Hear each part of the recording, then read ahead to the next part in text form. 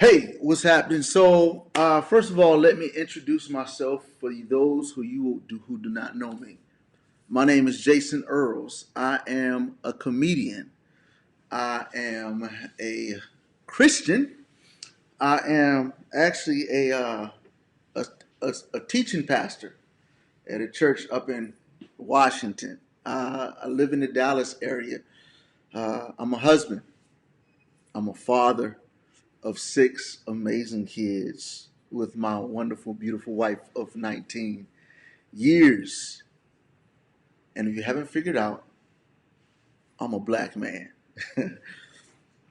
And I typically, for those of you all who've been following me for a while on my comedy journey, most of you all know I perform in front of various audience, blacks, Hispanics, whites, all across the country, even internationally on occasion. So I typically, I am a unifier. I believe that part of my call, mission on this earth is to unify, in particular, this group of individuals called God's children, Christians. So, no, what I'm about to speak to you on is from that vantage point, that particular biblical worldview, as we call it. Of course, being from Virginia, living in Texas, I've experienced different things being a black man and have some very strong opinions on what's going on. Nevertheless,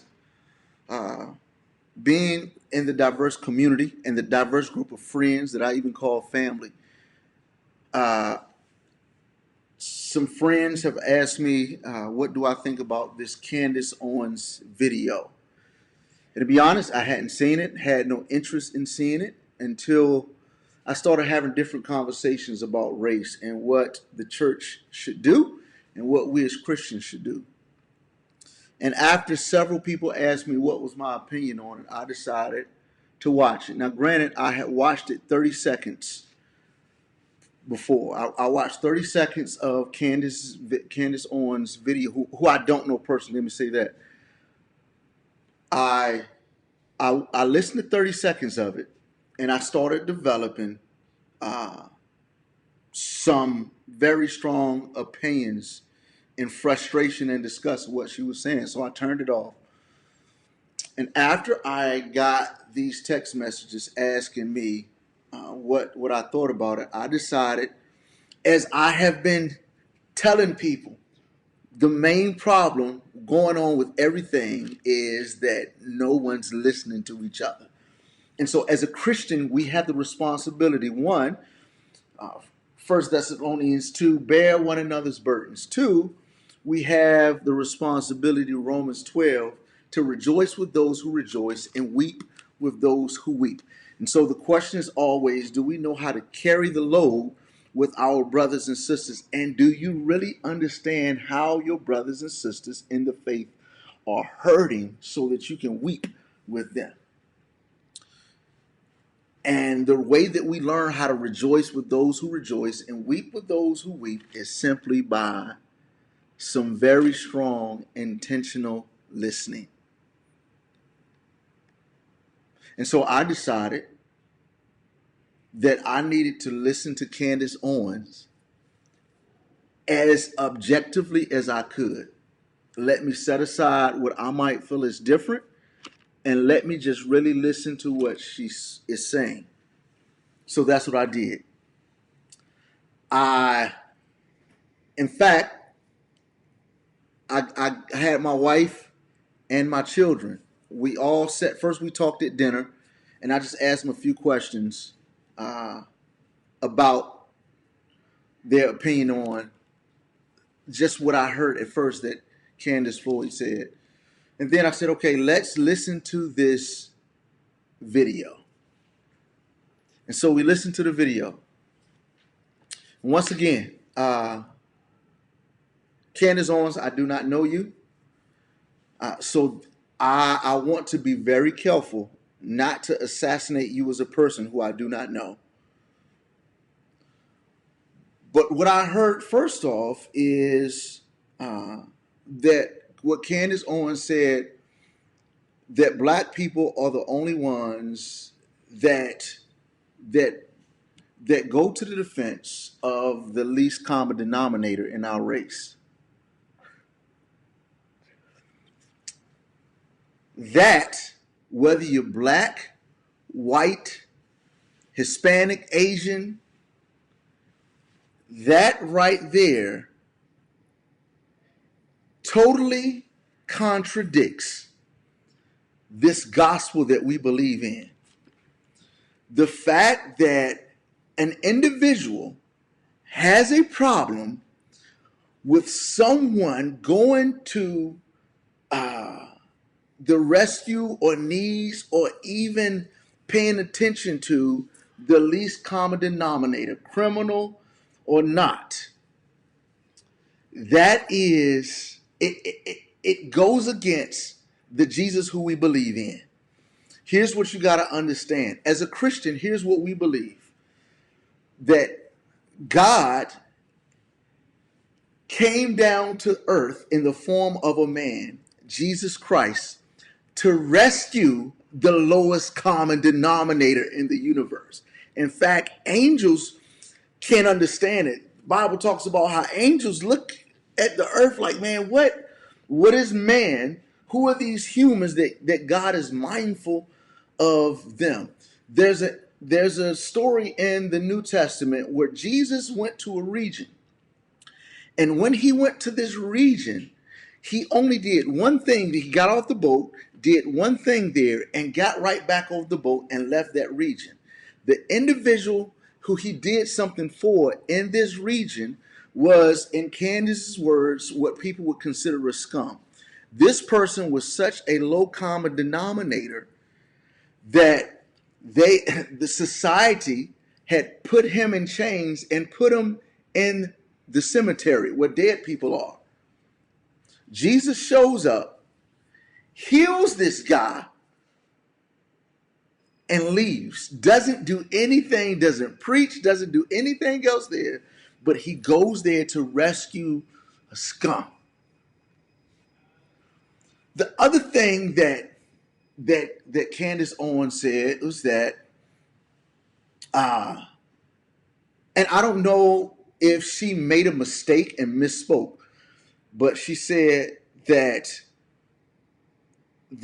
George Floyd did not deserve justice.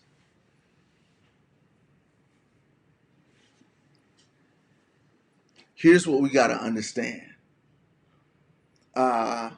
The Bible says the rock, his work is perfect in all his ways of just. A God of faithfulness and without injustice, righteous and upright is he. So God desires justice for every single person. That's why the Bible tells us to do justice. So justice doesn't mean that people who do wrong get off and people who do right get prosecuted wrongly. Justice means if somebody does wrong, they get the consequences for doing wrong. And when someone does right, they don't get consequences for doing what's wrong. That is justice. So who deserves justice? Every single human being on the face of this earth. That's who deserves justice. Another thing that was said, and she began to pour out George Floyd's record and talking about who he is as a person. And she made the statement that his entire life he's been a criminal. Again, I don't know Candace, so I can't communicate who Candace is and about her character. I cannot. And so I would say, and I would ask the question, do you know anyone who knows George Floyd personally? I can say that one of my closest friends, we've raised our children together, a guy by the name of Jonathan Veal.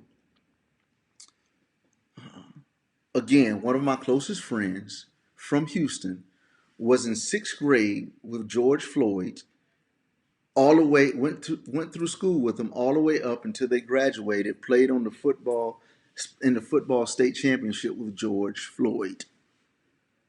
So I know someone who knew George Floyd personally, who actually got a text message a few months ago from George saying that George was getting his life back together with Christ. The gospel is this, that God demonstrated his own love towards us in that while we were yet sinners, Christ died for us. Every single person. And so again, notice I'm taking a stance for the gospel. Are there injustices in the African American community? Yes.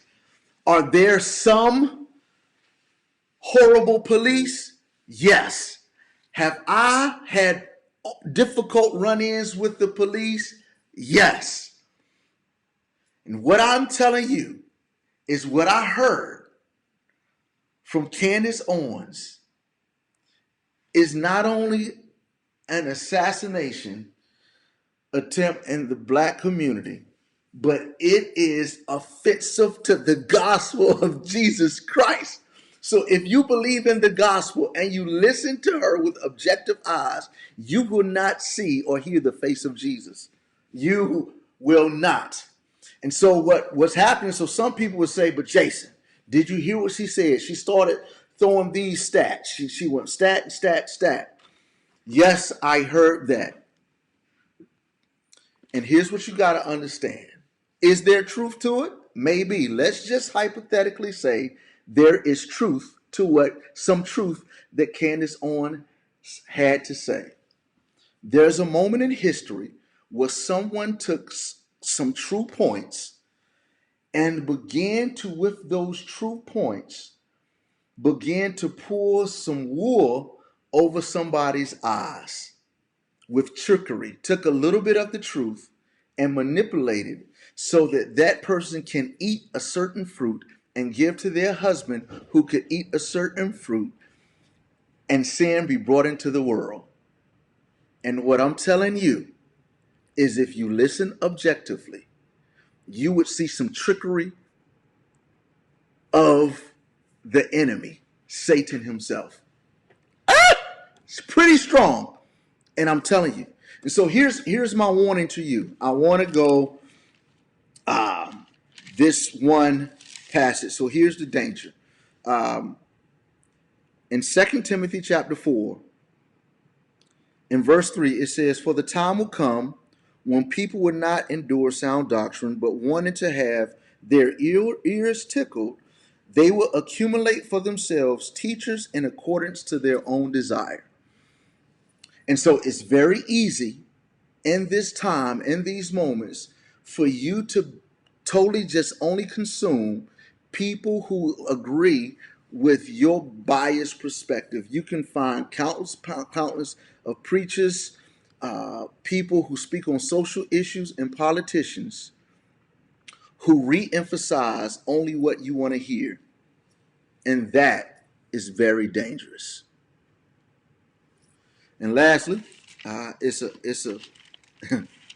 a passage in Acts chapter 4. Now, I think part of what gets some people excited is that when they look at Candace Owens, they see this, let's say, cute or attractive black woman who's very articulate. Just know what most of us know in Proverbs, that charm is deceitful, beauty is vain, but a woman who fears the Lord shall be praised. So the question is, do you hear when you listen to a Candace Owens, someone who's really in touch with the fear of God, healthy fear of God? And so I go to this verse and I'll somewhat end it on this. It says, "Now as they observed their confidence, the confidence of Peter and John, This is Acts chapter 4, verse 13. Now, as they observed the confidence of Peter and John, they understood that they were uneducated and untrained men. They were amazed and began to recognize them as having been with Jesus. Yo! So these Sadducees, they hated the fact that this Jesus was being preached. And when they listened to Peter and John, they listened and they were like, clearly, these dudes aren't articulate. These dudes are not well trained. But one thing we know, it's clear that they have been with Jesus. And when you listen to Candace Owens' video, you will not hear someone who's communicating the heart of Jesus. Jesus came to this world for the poor, for those who were sick, to speak to those who were scums. And so as I talked to my boy Jonathan Veal, just like, hey man, tell me about George Floyd. And he was like, man, we're not trying to, as what was Candace's main point was, we make martyrs out of, her words, we make martyrs out of criminals. My man Jonathan's like, man, I know that my boy made some poor choices, but the gospel is about us making mistakes and God giving us a way out of it and redeeming us, not consistently smearing. And just know that Satan is an accuser of the brethren. That's my opinion and my response to Candace Owens' video. So just beware. Colossians 2 and verse 8 says this, my final word. Don't let anyone take you captive through philosophies or empty deceptions, according to the traditions of man, according to the elementary principles of this world, rather than according to Christ. Don't let anybody take you captive through philosophies, through ideas, social philosophies. Don't allow anybody to take you captive through empty deceptions according to the traditions of man and empty deceptions rather than according to Christ. So the only things that we should be captivated with is Christ-centered thinking. I'm Jason Earls, and I'm out, I think, when I can click this button.